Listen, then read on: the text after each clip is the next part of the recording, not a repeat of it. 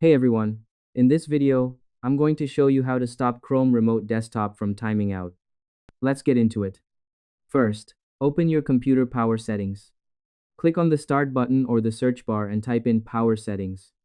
Open the menu that says Power, Sleep, and Battery Settings. Next, change the sleep timer. You want to change the rules for how long the computer waits before it turns itself off to save energy. Look for the section that says Make my device sleep after and click on the box with the time listed. Change the time to never. By picking never, you are giving the computer permission to stay awake forever.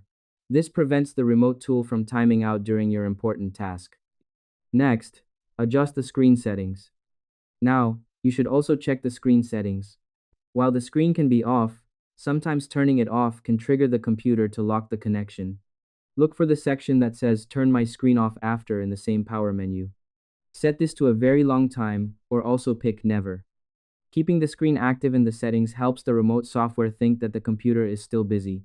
It ensures your session stays active and visible. And that's it. I hope this helped you out, and I see you in the next one.